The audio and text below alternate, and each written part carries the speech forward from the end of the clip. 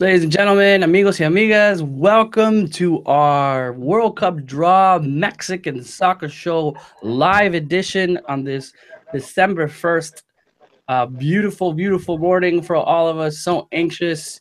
Glad to have you on. If you are listening to us on the car or maybe at school or somehow at work finding a way, thank you very much. We're going to be talking all about the draw that has already started. Looking at the screen, Mr. Vladimir Putin, I'm sure, is saying many great things. But wanted to say hi to everybody who's here. As you can see on the bottom, you see Mr. Naive in Mexico City. How's it going this morning, Naive? Actually, we saw him in Guadalajara right now. Guadalajara. Yeah, we're in Guadalajara here with Tom, observing this World Cup draw. But yeah, I mean, exciting times. We'll see exactly what type of group El Tri will have. I mean, I think we saw you brought a lot of combinations up in the last hours. I mean, it's gonna be exciting to see who El Tri faces in the upcoming World Cup. Definitely. It's going to be a lot of fun watching this, and I think everybody's kind of really anxious. Mr. Jason Markowitz, who didn't have to wake up so early, 10 a.m. Finally, there's a yeah. About time I get some advantage for being on the East Coast, right? Yeah, so excited to see what happens here. Looks like a fun event so far, based on what we're seeing on the screen. A lot of excitement in the crowd. Sullen faces and big Russian speeches, but something is going on. Yeah. Wonder. I can't really listen to what the speeches are, so I know that he's just on the screen. All right, we have Mr. Cesar Hernandez, who we were gonna do all live and have our backgrounds, and Cesar said no, I'm not camera ready, so the makeup department didn't. I am not. No, I needed at least 4 makeup crew to be here to be doing our makeup, but there's only one that Wiso was willing to send. But yeah, so I'm just doing audio only. But obviously, I'm excited for the World Cup draw. I'm very impressed with myself that I'm awake and I already had breakfast at this hour. So I already feel like today is a success, no matter who Mexico gets in the group. I'm proud of myself. I don't know, maybe for something else Mexico related. I don't know. Great, and you don't hear her a lot on our live broadcast because she's always in the background. Miss Amy, how's it going this morning? Glad to have you on. Good morning, guys. You guys can hear me, right? Yeah, all good. Okay, cool. I'm good. I have not had breakfast today, so I'm just gonna keep cranky going, but I'll be fine. Go get a cup of coffee. Yeah, that's at least a cup of coffee. Well, luckily this truck. Oh, Amy doesn't drink coffee. All right. Well, again, we already have some viewers on there. I haven't looked at the chat yet, so I will go through there. But we have a while. I think speech is still going on. Vladimir Putin just saying, if anybody is listening, see what's happening. But what we're going to be doing is we're just kind of be chatting, talking about all the draw. I'm sure there's going to be probably maybe 30, 45 minutes before the draw starts. They have to explain how to do that. So they have to explain it. And I'm sure there's either probably I remember like performances before, so we'll have a while. So thank you. We already see around 30 people kind of on and listening to us, so that is awesome. I'm gonna head and just kind of start an explanation kind of how the draw is how the draw works, and I do have a guest that's gonna help us with that. Well, we've put together this handy guide for you. Thank you. 32 teams will join us in Russia, and they've been divided into 4 team pots. That's awesome. 4 pots. Containing 8 you remember Mexican soccer show. The allocation of which team goes into which pot is based on ranking. So those teams ranked highest are in pot 1. Okay, we don't have to listen to that. But if you want the explanation, it's on FIFA.com, and it gives you a whole 10 minutes or like 4 minutes explanation on that with a very soothing voice, by the way. Listen. Those with the lowest ranking are in pot 4. The only exception is Russia, who as hosts are automatically seeded for the draw and therefore in pot 1. So anyway, there you go. I did not expect that. Well, we're pretty prepared here in the Mexican Soccer Show. We'll draw the pots one at a time, starting with pot 1. All right. So speeches are happening. New president. This thing really is a lot longer than it should be. This could easily be like a 15-minute event. It'd be great, you know, but instead we have to stretch it out to an hour-long thing. I know it is kind of cool when you see that. It's like, all right, I guess they're going to have some like important people walk through. I know that like, Cafu's going to be there. Obviously, Gary Lineker is going to be doing some stuff. But I don't know. I feel like we all want this to be like a 15 to 20, maybe 30-minute long process, right? I don't want to be watching this for an hour. I don't want to stress out for an hour. I don't mind.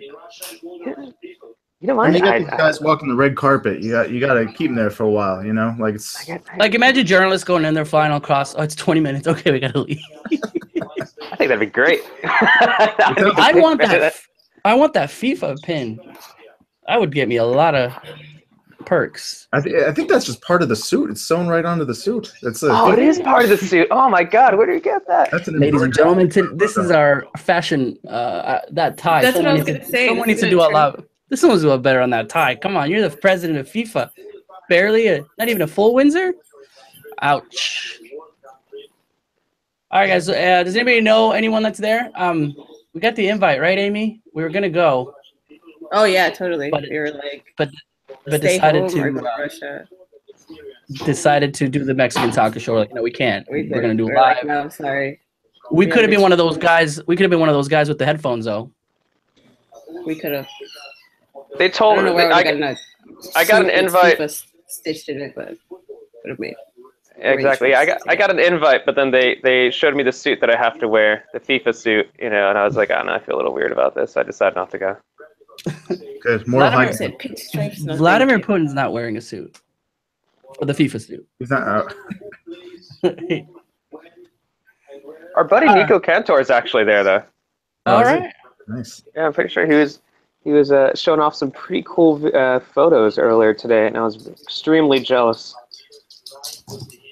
Well, hopefully we are all, if not some of us, not all of us, could be there in what, almost 20 months, 6 months? So, no, 7. And where we're at. Yeah. All right. Well, these guys keep. Count December when you count. No, it's Well, yeah, it would be 1 month. Would be December. All right. In the meantime, for those of you guys that are joining us here on the chat, what questions do you have? We'll kind of go through with them. I'll start looking on there, and then also let's talk about our kind of. I know we've talked a lot about this, if not on the soccer show on Monday, and also on the great podcast, which is our Countdown to Russia podcast that Naib, Tom, and Mr. Cesar Hernandez take place in. It was just interesting to see that, especially Tom's takeaway on how important the distance is going to be. Naib and Cesar, what can you give us kind of like a little recap on your little pod for some of the people that did not get a chance to listen to that? They're not our patrones yet, so hopefully we can. But what is the most interesting you got out of that pod? Kind of a preview of what you guys talked about.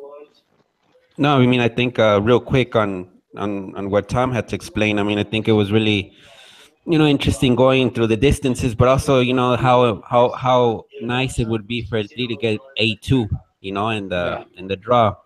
And I think that's something that we stressed a lot. We pointed out the fact that El Tri really likes a training camp or training base in Moscow. Why A2 though? Basically against Russia would be against, in that group, I think would be, the distances. It would be really close to Moscow, and the trips wouldn't be that complicated for El Tri. And you get going right away into the tournament. So, I think that is something to note with that. And of course, but we'll see. I mean, there's other groups that the mileage is like 6,000 kilometers. So, I mean, it's really crazy how the distances differentiate on the positioning that you get in the group. Yeah, and I got the list right here that Tom actually emailed it over to us, and it is pretty interesting to look at. And we don't have to go through all of it, but some of the group places which are ideal when it comes to travel. You have A2, which looks like the best of the best. You have B3 and then D2. And then when you're looking at some of the worst, you see A3, A4, E2. So once it's announced, I'll be sure to let you guys know where this ranks. Actually, Tom kind of funny. He actually has this. He has it separated in 4 different groups. There's the best, the not bad, and the not good, and the worst. So I'll be sure to let you guys know wherever Mexico lands, where that is on this. And there's a weird performance going on right now. It's interpretive art. It is interpretive art. I wouldn't understand. I most definitely wouldn't understand. Go ahead, Amy. You want to narrate what's happening? There's an interpretive dance. I just finished watching Dancing with the Stars. The season just ended, so I feel like I know a little bit more about this. It's a contemporary dance. There's a lady singing. The blue lights are gone. This is also featuring. There's Nuno a cool Betancourt. guy with the guitar. That's Nuno Betancourt. Who? Yeah, that guy. Who? So we got that guy next. Yen? All right, sorry. Go ahead. Keep going, Cesar. Keep going. Anyway, I mean, when everyone's already talked about it a lot, but then when you look at the teams in Pot 1, when you look at what's most ideal for Mexico, obviously taking on Russia, even though their host would be ideal. After that, you're looking at a team like Poland. In Pot 3, some teams that we talked about, which Mexico might want to avoid, is a team like Denmark or Iceland or Sweden. And something that's a little bit more ideal is perhaps something like a team like Tunisia. And then in Pot 4, I think a lot of us were talking about a team that we don't think that Mexico would want to face is Nigeria or Serbia. And then when you look at a team that Mexico would ideally want to face to make it a little bit easier for their path to the next round is teams like South Korea or Saudi Arabia.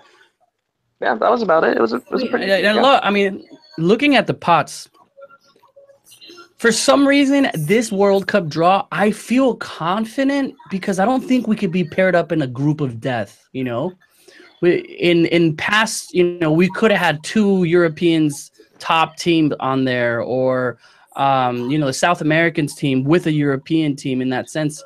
But because we're in Pot 2, and Pot 2 is probably the next best after the Pot 1, which are the seeded teams.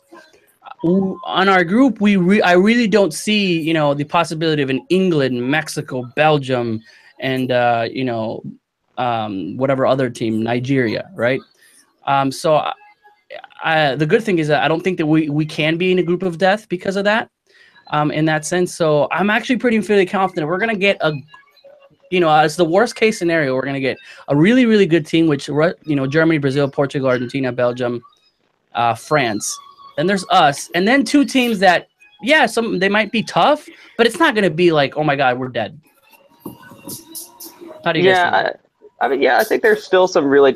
Say Mexico. If Mexico gets Germany, if Mexico gets Iceland, and then Nigeria after that, I think that could easily be a group of death, though. I think there are a lot of situations which I think really. I think it's going to be hard. I'm not saying it's going to be hard, but in the sense of the group of death that Costa Rica got, Italy, England, France, or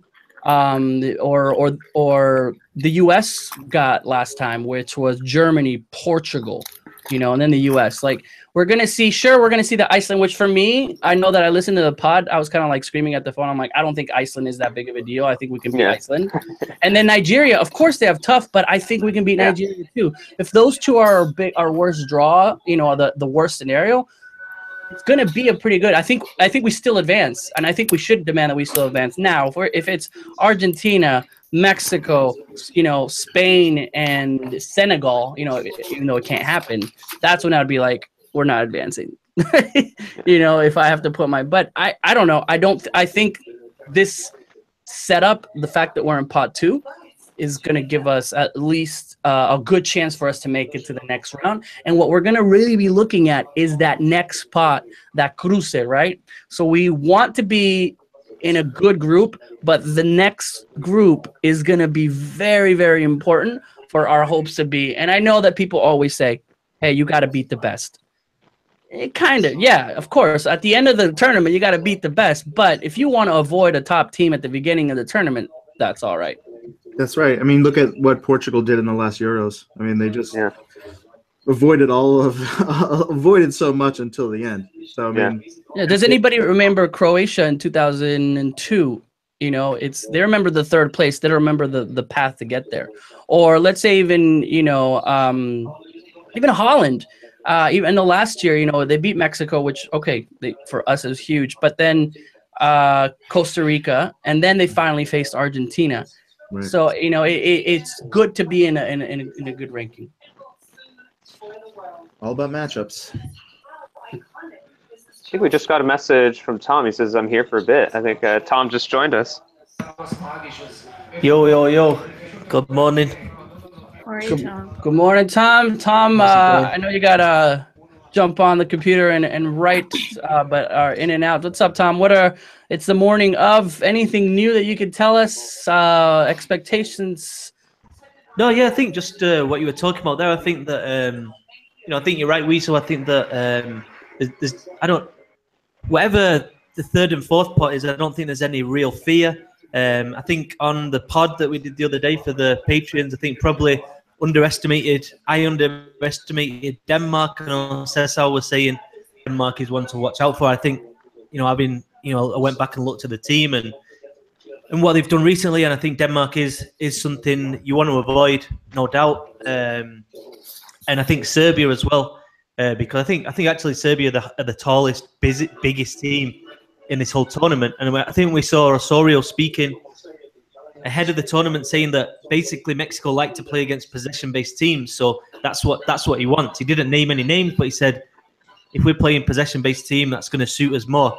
And I think basically reading between the lines, he doesn't want to face teams that are, remember the Confederations Cup with New Zealand, and such a limited team as New Zealand. Long ball tactics, really ugly, fouls, everything, but it almost undid Mexico. And I think Osorio's very much aware of that. So I think that's something to look out for as well. But yeah, and the quinto partido and all that. Honestly, my take on the who Mexico get in the next round. I think you got to get out of the group first. I think there's too many people within the Mexico camp, not necessarily the camp, but that I see it a lot online with Mexico fans is who we're going to get in the next round. You've got to get out of the group first, and it's not easy. I feel like a lot of time in Mexico, it's just because Mexico have got out of the group stage of the last 6 tournaments.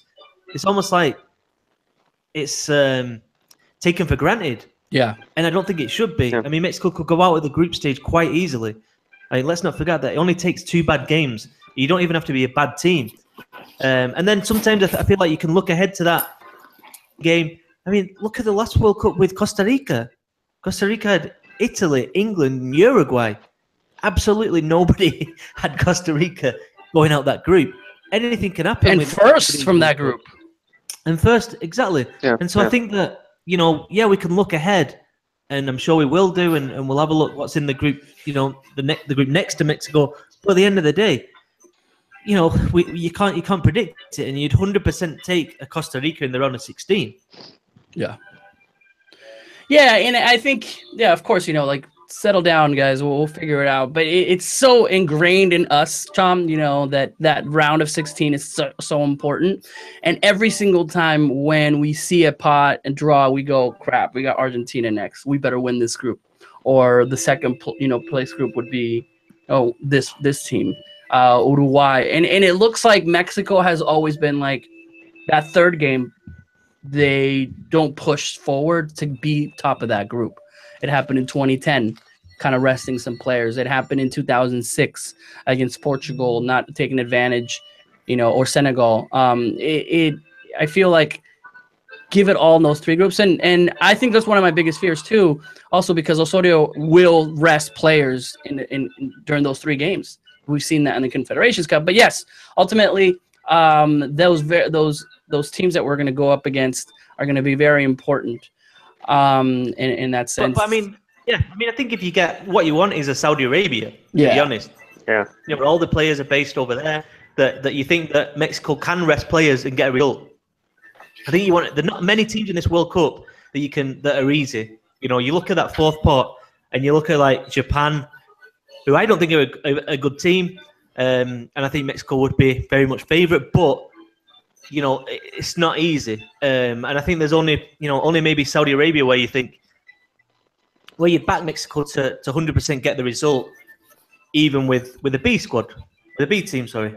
Yeah, I think everyone wants. I mean, when you look at all the teams, I think Saudi Arabia is probably the weakest of the 32. I think everyone wants to face Saudi Arabia. And like you talked about in the Canada Russia pod, they're also the shortest team heading into the World Cup too. So I think everyone would like to face them. But let me throw out a question here, because obviously there's the way of things. Obviously, you want the easiest group for Mexico so they can go ahead and have a good tournament, make a bit of history. But there's another side to this, and I think it's that if Mexico do pull out Russia, obviously there is excitement there. Or let's say Poland, obviously a very good team, but perhaps the one you'd want to face apart from Russia in that first pot. And then you go to the fourth one and you get Saudi Arabia. And then the third one and you get I don't know who's from Asia's in there. One sec. So you got South Korea. You've also got in the third. And the third one, you've got. I don't think anyone from Asia's in the. Iran, no, Iran. Iran, I guess Iran's there. Yeah, I forgot about that. You get your Saudi Arabia. You get your Poland. You get your Saudi Arabia, and say you get Iceland or something. Yeah. Like, in a way, is it not a bit boring? You know what I mean? Is it not a bit like I'd prefer Argentina? I don't know. Okay, it's interesting. No, I guess and here I think another argument you can make too is that also whether something's boring or whether something's exciting. You can make the argument for that. But if you get an Argentina, if you get a Germany, if you get a Brazil, there is if Mexico does make it to the next round, it's a guarantee that you won't face them in the next round, and that's something maybe somewhat nice for some fans who are perhaps really intimidated by those big teams. Would rather see an Argentina, or would rather see a Germany or Brazil in the group stage as opposed to potentially facing them in the next round. But I do also see what you say too, that just like you do want. It's the World Cup. If there's a time to really challenge Mexico, it's during this tournament, and you do want to see something. There's a party, although there's a party as a fan that wants it to be easy for Mexico on the way to the final, but on the potential way to the final. But yeah, I think a nice little mix would be good. Me, I think I'd like one of those big teams in that pot one. Yeah, like France. Yeah, like, and then after that, maybe the Saudi Arabia and another one of those teams. Yeah, the group that I was thinking last night before going to bed was France, Senegal, and Japan. And I think that is kind of a good mixture of like basically the whole world. Of course, I just think it's a good question that Tom asked and puts on the table. It's this idea of how do you want to see Mexico compete? I think one of the things that I said on the Countdown to Russia podcast is this idea that I think Mexico needs a shot to win the group. And a group with Russia or Poland would, simplify it to a certain extent. Because what Costa Rica did 4 years ago is probably one of the most miraculous things we've ever seen in the game.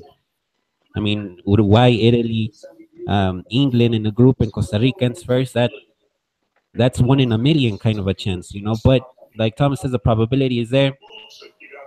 Especially with this tenure with Osorio, you want to see, this is a generation also that was basically part of the last World Cup.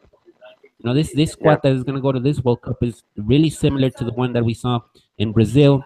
I think there's been a lot of hits, and that they suffered and countered. The Copa America Centenario is definitely the one that stands out. So it's been a progressive growth of this group of players.